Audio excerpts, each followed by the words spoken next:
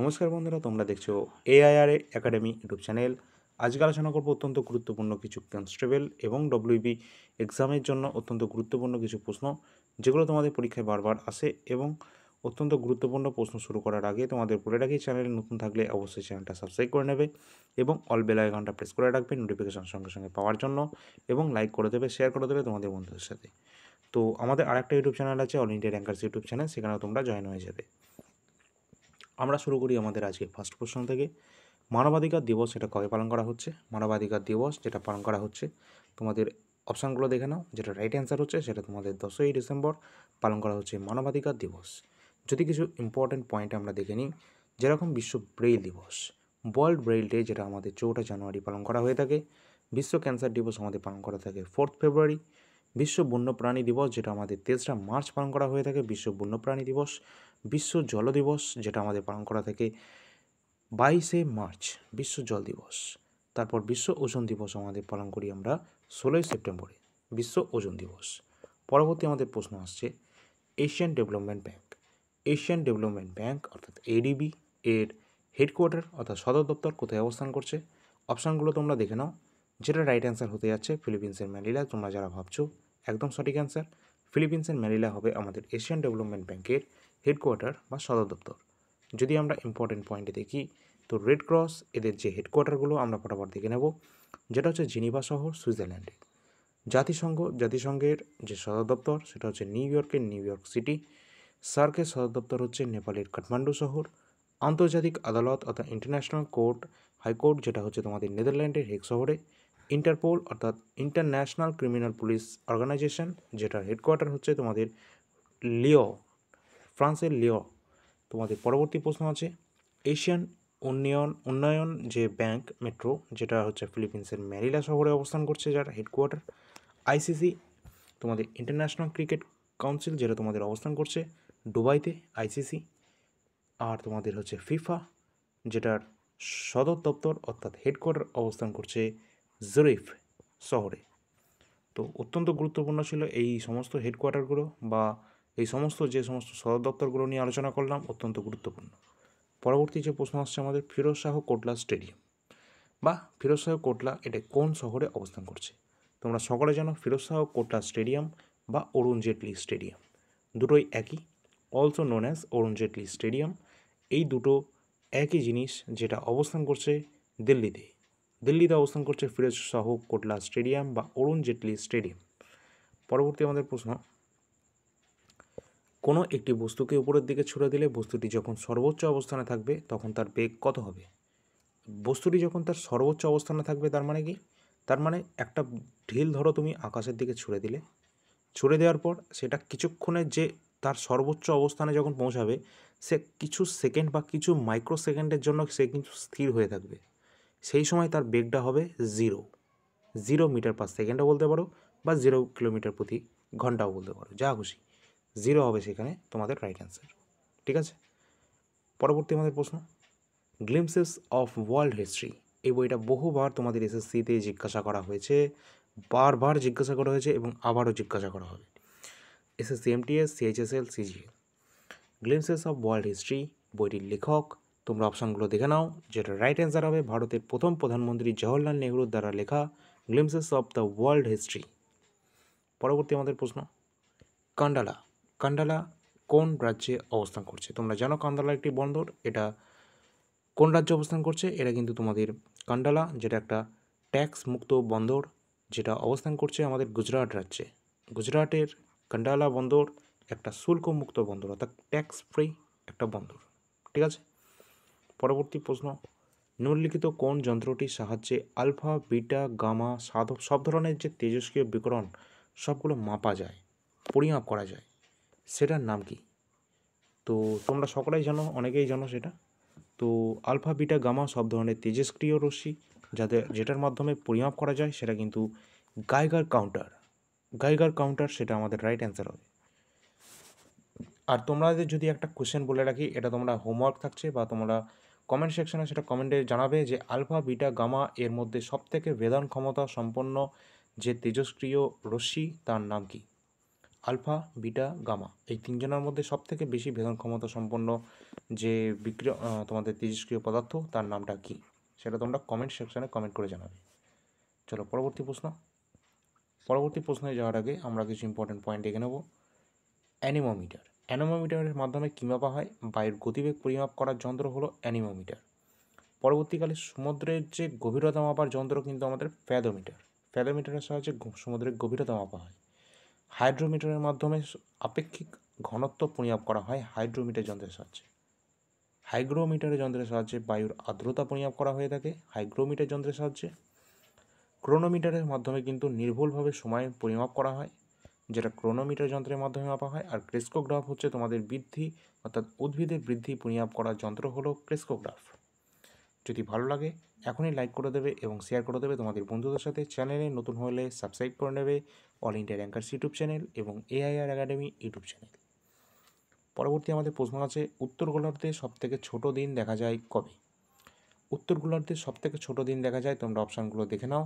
যারা 22 ডিসেম্বর ভাবছো একদম রাইট অ্যান্সার, 22 ডিসেম্বর আমাদের রাইট অ্যান্সার হবে। উত্তর গোলার্ধে সবথেকে দিন ছোট হয় 22 ডিসেম্বরে।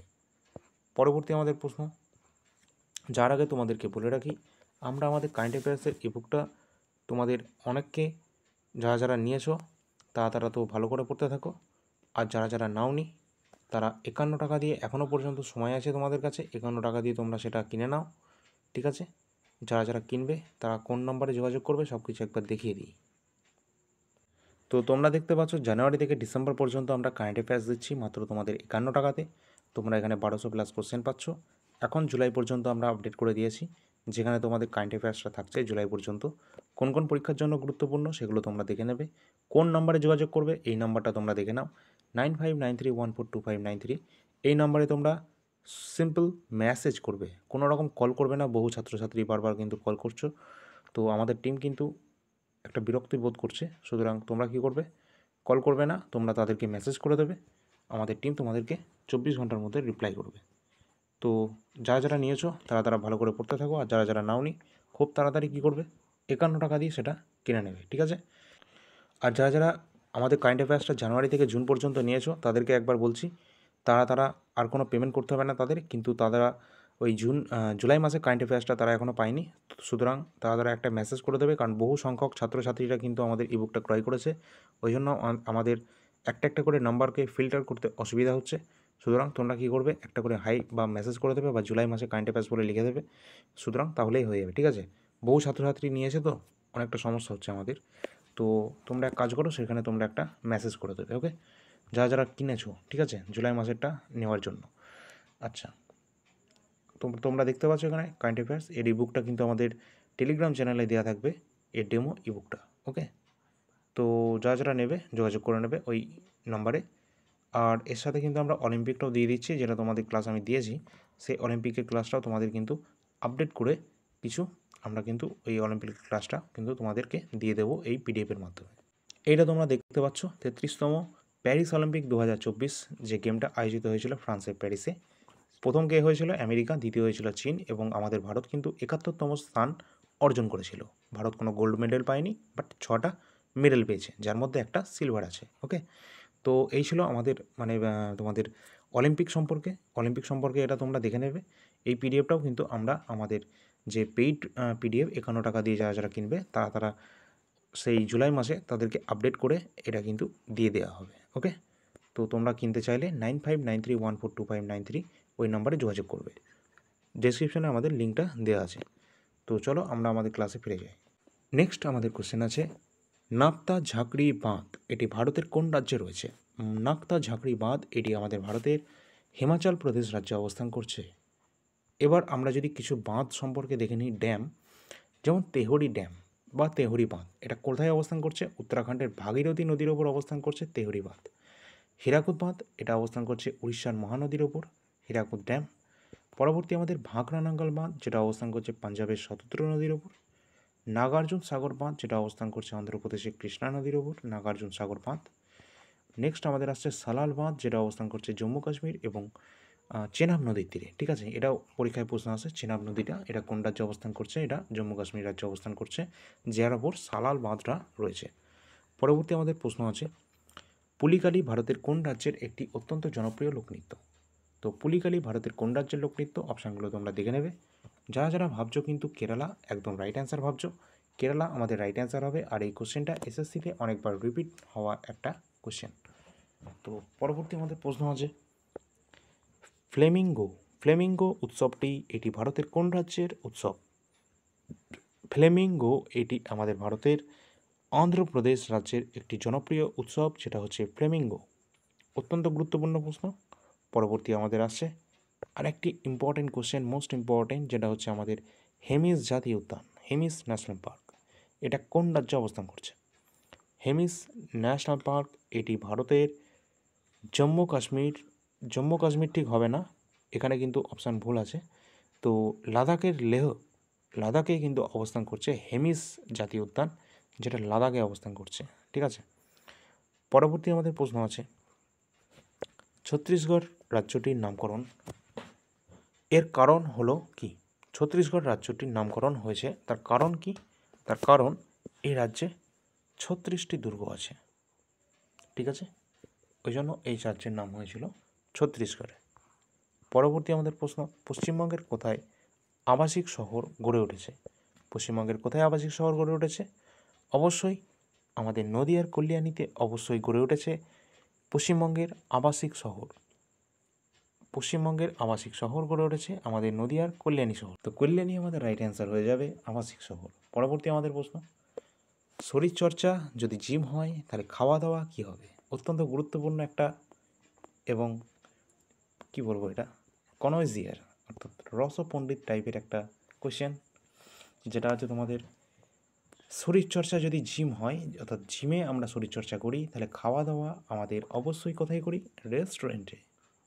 তো আমাদের রাইট অ্যান্সার হবে রেস্টুরেন্ট, বা এটাকে রেস্তোরাঁ বলা হয়। তো এটা একটা অ্যানালজি টাইপের কোশ্চেন, যেটা তোমাদের ডব্লিউবিতে আসা কোশ্চেন, এটা রিজনিংয়ের কোশ্চেন।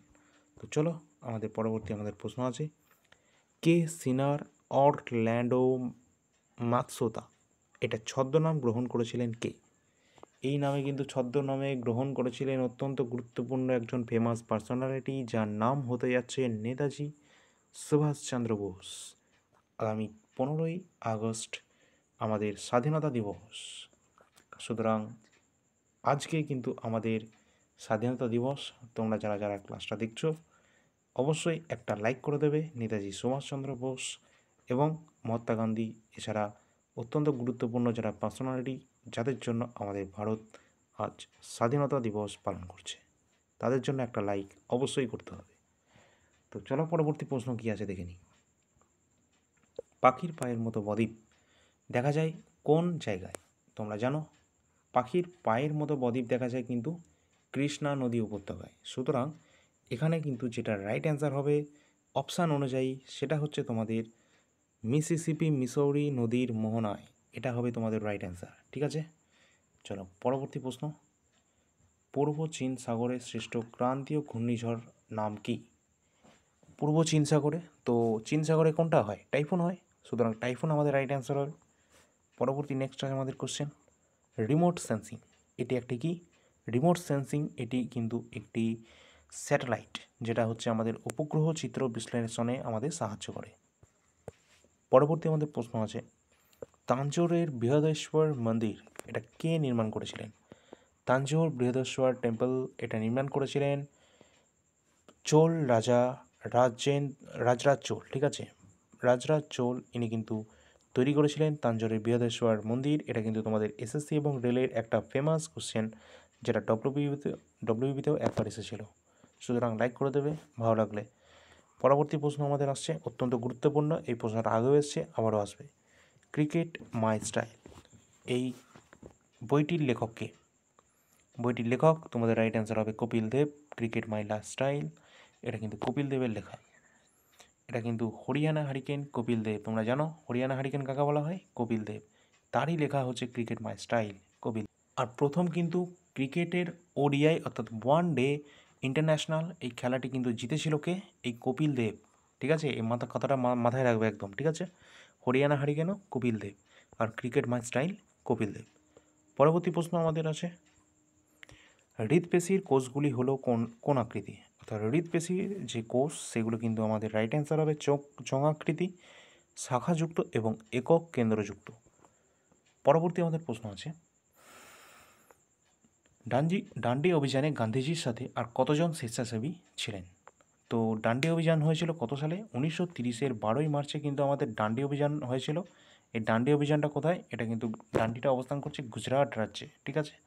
তো ডান্ডি অভিযানে কতজন স্বেচ্ছাসেবী ছিল? এটা কিন্তু 78 জন টোটাল স্বেচ্ছাসেবী কিন্তু ছিল। পরবর্তী আমাদের প্রশ্ন আছে, লিমোনাইট এটি কোন ধাতুর আকরিক? লিমোনাইট এটি কিন্তু আমাদের যেটা রাইট অ্যান্সার হবে লোহা, Fe, অর্থাৎ লোহার আকরিক হচ্ছে লিমোনাইট। পরবর্তী আমাদের কোশ্চেন আছে, পৃথিবীর কোন দেশ দুটি মহাদেশের মধ্যে বিস্তৃত? পৃথিবীর কোন দেশ দুইটি মহাদেশের মধ্যে জুড়ে বিস্তৃত? এটা কোনটা রাইট অ্যান্সার হবে? তুরস্ক হবে আমাদের রাইট অ্যান্সার। তুরস্ক কিন্তু তোমাদের এশিয়া এবং ইউরোপ দুটো মহাদেশের ঠিক মাঝামাঝি অবস্থান করছে। তো এটা কিন্তু আমাদের রাইট অ্যান্সার হবে তুরস্ক। পরবর্তী কোন কোশ্চেন আছে আমাদের, ভারতের শহীদ দিবস পালন করা হয়ে থাকে কত তারিখে? তোমরা জানো মার্টিয়ার্স ডে বা শহীদ দিবস কিন্তু পালন করা হয়ে থাকে প্রতি বছর 30 জানুয়ারি। 30 জানুয়ারি শহীদ দিবস পালন করা হয়ে থাকে। মহাত্মা গান্ধী কিন্তু মৃত্যু দিবস, এটা তোমরা সকলে জানো এটা। পরবর্তী আমাদের প্রশ্ন, মহাত্মা গান্ধীকে মেরেছিল নাথুরাম গডসে। আচ্ছা, তোমরা এখানে দেখে নাও, 30 জানুয়ারি 1948 সাল গান্ধীজিকে হত্যা করা হয়। কে হত্যা করেছিল? নাথুরাম গডসে, তিনি কিন্তু হত্যা করেছিলেন। এই দিনটি স্মরণ করার জন্য ভারতের 30শে জানুয়ারি শহীদ দিবস পালন করা হয়ে থাকে। পরবর্তী কোশ্চেনে যাওয়ার আগে তোমাদের বলে দিই যে এটা আমাদের হোমওয়ার্ক থাকলো, ঠিক আছে। আজকের ক্লাসটা এইটুকুই থাক। আজকে স্বাধীনতা দিবস 15ই আগস্ট। আজকের দিনটা বেশি কোশ্চেন করাচ্ছি না, অত্যন্ত গুরুত্বপূর্ণ আজকের একটা দিবস।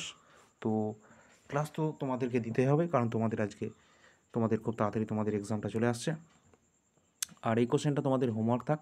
কোশ্চেনটা কী আছে, শোষক কাগজ দ্বারা কালি শোষণের কারণ হলো কোনটি? অপশানগুলো দেখে নাও, কালির সান্দ্রতা, কৈশিক, কালির আশ্লেষ নাকি সাইফন। তো যেটা তোমাদের রাইট অ্যান্সার মনে হবে অবশ্যই সেটা কমেন্ট সেকশনে কমেন্ট করে জানিয়ে দেবে। আর তোমরা যারা নতুন রয়েছো চ্যানেলে অবশ্যই চ্যানেলটা সাবস্ক্রাইব করে নেবে। আর যারা পিডিএফটা এখনও নাওনি, 51 টাকা দিয়ে তোমরা তাড়াতাড়ি নিয়ে নাও, ঠিক আছে। খুব হাতে তোমাদের টাইম কম আছে, কারণ তোমাদের সিজিএল এক্সাম মাত্র আর 25 দিন মতো আছে, আর তোমাদের এমটিএসের এক্সাম খুব জোর আর 45 দিন মতো আছে, ঠিক আছে। যদি ভালো স্কোর করতে চাও পিডিএফটা ক্রয় করে নাও এবং সম্পূর্ণটা মুখস্থ করে গেল ফটাফট। তো চলো, ডব্লিউবি এবং কেবি কনস্টেবলের জন্য অত্যন্ত গুরুত্বপূর্ণ ক্লাসটা দিলাম। পরবর্তী ক্লাসে আরও ইনফরমেশান নিয়ে, আরও ইনফরমেটিভ ক্লাস নিয়ে আসবো ডিটেলসের সাথে। তো ভালো লাগলে অবশ্যই লাইক করে দাও, চ্যানেল নতুন হলে সাবস্ক্রাইব করে নেবে। শেয়ার তো তোমরা করছো না, তোমাদেরকে শেয়ার করতেই হবে। যদি শেয়ার না করো তোমাদের কিন্তু এই ধরনের ক্লাসগুলো কিন্তু আসবে না, ঠিক আছে। তোমাদের কিন্তু হারিয়ে ফেলবে চ্যানেলটা। দ্য নাম্বার 1 বেস্ট চ্যানেল হতে যাচ্ছে তোমাদের ওয়েস্ট বেঙ্গলের। এটাই হচ্ছে তোমাদের ভবিষ্যৎ, ওয়েস্ট বেঙ্গলের একমাত্র। সুতরাং তোমরা চ্যানেলটা চারিদিকে শেয়ার করো, যাতে খুব তাড়াতাড়ি এরা গ্রো করতে পারে এবং তোমাদের প্রতিযোগিতায় এবং তোমাদের সিলেকশানে এটা যথেষ্ট অগ্রণী ভূমিকা পালন করতে পারে। সুতরাং তোমরা চ্যানেলটি সাবস্ক্রাইব করে নাও এবং ভালো লাগলে লাইক করে শেয়ার করে দেবে বন্ধুদের সাথে। আর আমাদের others channel all India rankers YouTube channel, সেখানেও তোমরা জয়েন হয়ে যাবে, টেলিগ্রাম চ্যানেলে জয়েন হয়ে যাবে। আর আমাদের ডেমো পিডিএফটা টেলিগ্রাম চ্যানেলে দেওয়া আছে, যার লিঙ্ক আমাদের ভিডিও ডেসক্রিপশানে দেওয়া আছে। তো চলো, পরবর্তী ক্লাসে আবার দেখা হবে নতুন ভালো কন্টেন্টের সাথে। তো জয় হিন্দ, জয় ভারত, ধন্যবাদ।